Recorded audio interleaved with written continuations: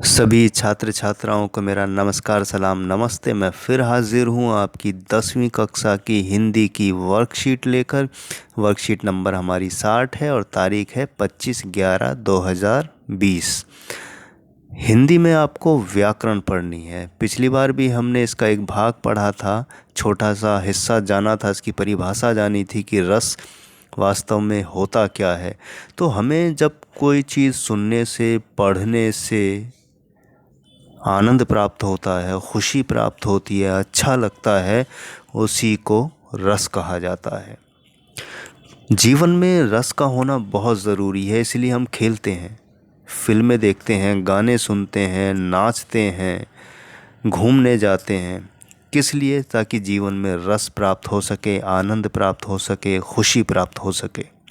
तो किसी चीज़ को देखकर, सुनकर मन में जब अच्छा लगे, भाव पैदा हो, तो उसी को हम रस कहते हैं। तो रस के हमारे 4 अंग: स्थायी भाव, विभाव, अनुभाव, संचारी भाव।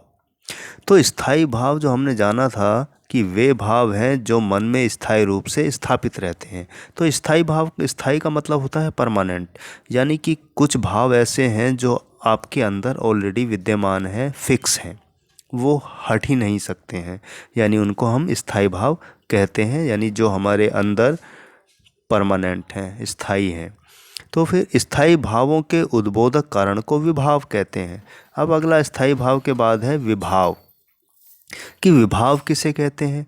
यानी हमारे मन के अंदर जो परमानेंट स्थायी भाव हैं, उनको जो उकसाने वाले तत्व हैं, उसी को हम विभाव कहते हैं। कि हमारे मन के अंदर देखिए, गुस्सा भी है, क्रोध भी है, हंसना भी है, रोना भी, सब तरह के भाव हैं।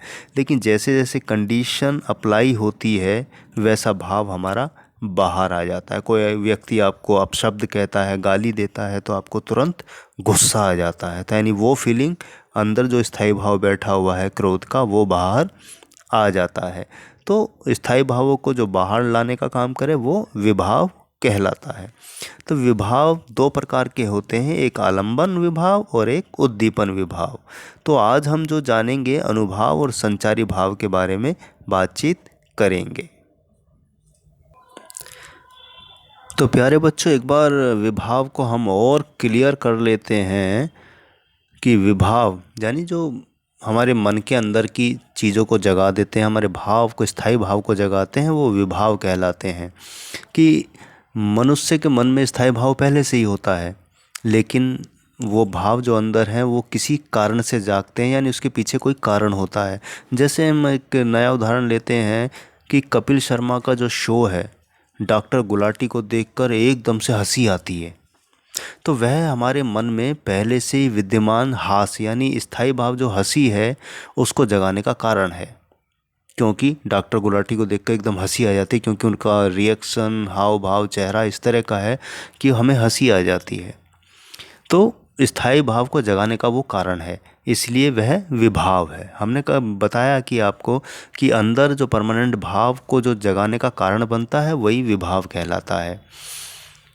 तो विभाव हमारे 2 प्रकार के होते हैं, पहला एक आलंबन है और दूसरा उद्दीपन है। तो अब हम आलंबन को अगर देखें, तो आलंबन का एक छोटा सा उदाहरण हम ले लेते हैं कि लक्ष्मण को देखकर परशुराम को क्रोध हुआ, तो लक्ष्मण क्रोध का अवलंब हो गया, यानी आलंबन हो गया। क्योंकि परशुराम के मन में क्रोध जो जागा आया, गुस्सा आया, वो लक्ष्मण को देख कर आया। तो लक्ष्मण एक तरह का आलंबन है, सहारा है। उस सहारा लेकर ही परशुराम जी को क्रोध हुआ, तो यहाँ लक्ष्मण आलंबन हो गया। तो दूसरा एग्जाम्पल हम ये भी ले सकते हैं कि जब सुदामा श्री कृष्ण जी से मिलने जाते हैं, तो उनकी बुरी दशा यानी दीन दशा देखकर वो रो पड़ते हैं। तो यानी कि आलंबन कौन हुआ? सुदामा। क्योंकि सुदामा की हालत देखकर उनके मन में शोक पैदा हुआ, दुख पैदा हुआ, यानी शोक हमारा स्थायी भाव है, परमानेंट भाव है। तो सुदामा की बुरी दशा देखकर उनके मन के अंदर दुख पैदा हुआ, उसी को हम आलंब या आलंबन विभाव कहेंगे। अब हमारा उद्दीपन विभाव है। तो उद्दीपन विभाव का अर्थ है बढ़ाना और तेज करना। जैसे आग में घी डालकर उसे और तेज कर दिया जाता है, उसे एकदम भड़का दिया जाता है, उसी तरह स्थायी भाव को और तेज करने वाले कारण उद्दीपन विभाव कहलाते हैं। अब जैसे हम फिर से परशुराम का उदाहरण लेते हैं कि लक्ष्मण का परशुराम को ललकारना और फिर उसको देखकर मुस्कुराना, यानी कि मुस्कुराते हुए वो परशुराम जी को जवाब देते रहे, ललकारते रहे और उनको क्रोध को और बढ़ाते रहे। इसी को हम उद्दीपन विभाव कहते हैं। तो आलंबन विभाव हुआ कि जिसके कारण से हमारे मन में गुस्सा पैदा हुआ, दुख पैदा हुआ या जो भी चीज़ें पैदा हुई, यानी स्थायी भाव बाहर आना शुरू हुआ। लेकिन उद्दीपन उस भाव को और तेज कर देता है। यानी कि आपने एक आदमी को छेड़ा, उसे गुस्सा आया, हल्का सा आपको मज़ा नहीं आया, लेकिन आपने उसे और ताना कसना शुरू कर दिया और छेड़ना शुरू कर दिया, तो उसके मन के अंदर वो और तेज़ी से भाव पैदा होना शुरू हो जाता है। उसी को हम उद्दीपन विभाव कहते हैं। तो आइए अब हम आगे बढ़ते हैं प्यारे बच्चों। अब हम जानेंगे अनुभाव कि अनुभाव क्या है। यानी मनोगत, यानी मन में उत्पन्न भाव को व्यक्त करने वाली शारीरिक प्रक्रिया अनुभाव कहलाती है। यानी मन के अंदर जो भाव है, फीलिंग है, वो किसी न किसी माध्यम से तो शो होती है। यानी कि वो शरीर की शारीरिक जो चेष्टाएं हैं, कोशिशें हैं, उनके माध्यम से ही तो व्यक्त होती हैं। उसी को हम अनुभाव कहते हैं। कि भाई हमें गुस्सा आ रहा है तो चेहरे पे क्रोध नज़र आ रहा है, या हम मुट्ठी तान रहे हैं, तो शरीर के माध्यम से जब हम किसी भाव को व्यक्त करते हैं उसी को अनुभाव कहते हैं। कि अनु अंदर का भाव। और ये अनुभाव हमारा कितना होता है? 8 प्रकार का होता है। स्तंभ, स्वेद, रोमांच, भंग, कंप, विवर्णता, अश्रु और प्रलय। तो कई रूपों में वो व्यक्त होता है। तो ज़्यादा उलझे नहीं, अनुभाव का सीधा है अर्थ कि शरीर के द्वारा हम अपने भाव को जो प्रकट करते हैं वही अनुभाव कहलाता है। अब अगला है हमारा संचारी भाव। संचारी का मतलब होता है जो चलता फिरता रहता है, यानी आता है जाता है। छोटा सा उदाहरण है, जैसे पानी का बुलबुला। पानी में आपने देखा होगा कि झाग में या उसमें बुलबुला पैदा होता है, फूटता है, फिर नया बुलबुला पैदा होता है, फूटता है। तो संचारी भाव भी हमारे ठीक उसी तरह से होते हैं। पढ़ते हैं आइए। हृदय मन में संचरण यानी आने जाने वाले भावों को ही संचारी भाव कहा जाता है। यह भाव स्थायी भाव के साथ उत्पन्न होकर कुछ समय बाद समाप्त हो जाते हैं। यानी जो परमानेंट भाव हमारे हैं, स्थायी भाव हैं, उसी के साथ ये पैदा होते हैं और पानी के बुलबुलों की तरह थोड़ी देर में ख़त्म होकर चले जाते हैं। आप खुद सोचिए कि आपके मन में कितनी सारी चीज़ें चलती हैं। कोई एक चीज़ ही होगी जो काफ़ी देर तक टिक जाती है, वरना हज़ारों मन में चीज़ें आती हैं, जाती हैं, आती हैं, जाती हैं। मन एक से हटता है, दूसरा तरफ चला जाता है, वहाँ से हटता है तो तीसरी तरफ चला जाता है। तो संचारी भाव, आने जाने वाले भावों को ही संचारी भाव कहते हैं, जो कुछ देर में पैदा होते हैं और कुछ ही देर में मिट जाते हैं। अर्थात यह स्थायी भाव मन में स्थायी रूप से नहीं रहते हैं। तो ये आना जाना इनका लगा रहता है। तो बहुत ही सरल है। तो यहाँ अनुभाव हो गया कि शरीर के द्वारा जो अंदर की फीलिंग या भाव को हम शरीर की प्रक्रिया से या शरीर के द्वारा हम जो दिखाते हैं वो अनुभाव कहलाता है। और संचारी भाव जो आने जाने वाले जो भाव हमारी फीलिंग होती हैं, आती हैं और जाती हैं, पानी के बुलबुलों की तरह मिट जाती हैं, वो संचारी भाव कहलाते हैं। और इनकी संख्या होती है 33। पढ़ लेते हैं। हर्ष है, विषाद है, श्वास है, लज्जा है, ग्लानि है, चिंता है, शंका, असूया, अमर्ष, मोह, गर्व, उत्सुकता, उग्रता, चपलता, दीनता, जड़ता, आवेग, निर्वेद, धृति, मति, विबोध, वितर्क, श्रम, आलस्य, निद्रा, स्वप्न, स्मृति, मद, उन्माद, अवहितता, अपस्मार, व्याधि, मरण। तो प्यारे बच्चों, आपने देखा ये सारे हमारे भाव हैं जिनको नाम दिया गया है 33 तरह के। अब और आगे पढ़ते हैं हम कि रस सिद्धांत के प्रणेता आचार्य भरत मुनि ने 9 प्रकार के रस का उल्लेख किया है, किंतु अब रसों की संख्या 11 कही जाती है। जैसा कि आप जान चुके हैं कि प्रत्येक रस का एक स्थायी भाव होता है। तो इस प्रकार है। पहला हमारा है श्रृंगार, इसका स्थायी भाव है रति। दूसरा है करुण, इसका स्थायी भाव है शोक। तीसरा है रौद्र, इसका स्थायी भाव है क्रोध। चौथा है वीर, इसका स्थायी भाव है उत्साह। पांचवा है हास्य, इसका हंसी या हास्य कहा जाता है। शांत का निर्वेद है, यानी शांत ही कहलाता है। भयानक का भय है। अद्भुत का विस्मय यानी आश्चर्य है। और फिर नौवां है विभत्स का घृणा, जुगुप्सा, जिसे देखकर ही घृणा आ जाए, अजीब सा लगे। वात्सल्य होता है प्रेम, यानी माँ, बच्चे, पिता, इन सब का आपस में प्रेम वात्सल्य कहलाता है। भक्ति, वैराग्य, अनुराग, जब हम सब कुछ छोड़ के ईश्वर के शरण में चले जाते हैं। तो इस तरह हमारे 11 रस हुए। मुख्य रूप से 9 ही हैं, लेकिन वात्सल्य और भक्ति को भी थोड़ा अलग से बढ़ा दिया गया है। अगर मूल रूप से देखें तो 9 रसों में ही बाकी रस भी आते हैं। तो अब हम संख्या 11 मानते हैं रस की। तो उम्मीद करता हूँ कि भाव, स्थायी भाव, विभाव, अनुभाव और संचारी भाव आपको समझ आ गए होंगे। बहुत सरल और आसान है, ज़्यादा उलझने की आवश्यकता नहीं है, सीधी सीधी सी चीज़ें हैं।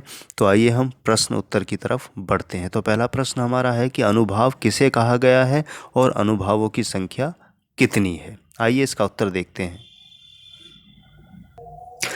तो पहले प्रश्न का उत्तर हमारी स्क्रीन पर है प्यारे बच्चों, कि अनुभाव किसे कहा गया है और अनुभावों की संख्या कितनी है। तो इसका उत्तर है कि मन में उत्पन्न भाव को व्यक्त करने वाली शारीरिक प्रक्रिया अनुभाव कहलाती है।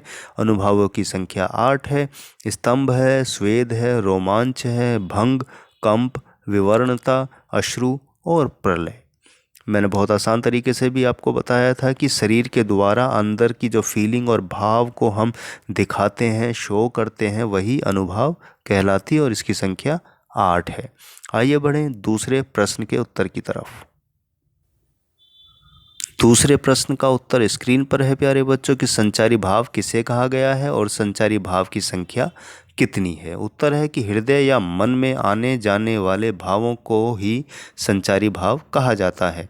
यह भाव स्थायी भाव के साथ उत्पन्न होकर कुछ ही समय बाद समाप्त हो जाते हैं। संचारी भाव की संख्या 33 होती है।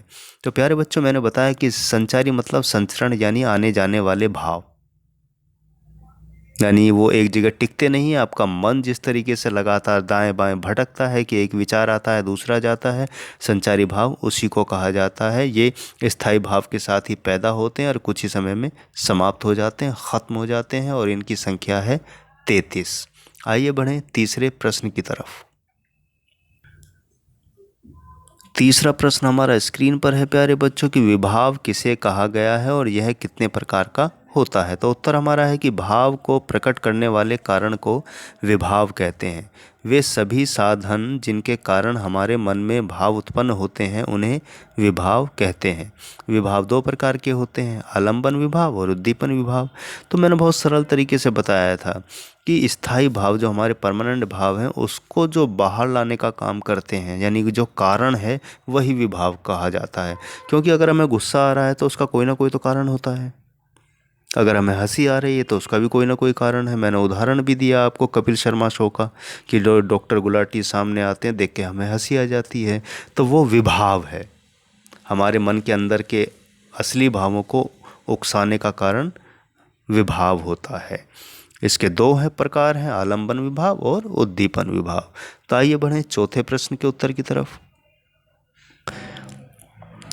तो प्यारे बच्चों, चौथा और अंतिम प्रश्न हमारी स्क्रीन पर है कि आश्रय और विषय से आप क्या समझते हैं।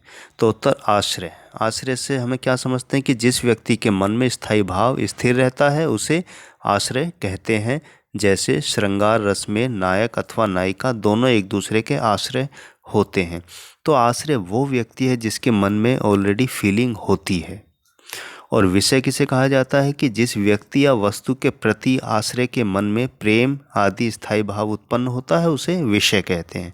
जैसे गुब्बारे देखकर बच्चे खुश हो गए, तो यहाँ बच्चे आश्रय हैं तथा गुब्बारे विषय हैं। तो यानी कि जो कारण है वो विषय कहलाता है, और जिस कारण से जिसके मन में, यानी कि मैं गुब्बारा देखकर खुश होता हूँ तो गुब्बारा विषय है, खुश मैं हो रहा हूँ तो मैं आश्रय कहलाऊँगा। तो यहाँ गुब्बारे विषय हैं और बच्चे आश्रय। बहुत सरल और आसान है प्यारे बच्चों, उलझने की आवश्यकता नहीं, सीधा सीधा समझने का प्रयास करें। प्यारे बच्चों, 5वां और अंतिम प्रश्न है, गतिविधि है आपके लिए कि रस के बारे में अपने अध्यापक से बातचीत कीजिए। तो जो भी आपको अध्यापक हिंदी पढ़ाते हैं उनसे आप बातचीत कर सकते हैं, रस के बारे में और जानकारी प्राप्त कर सकते हैं।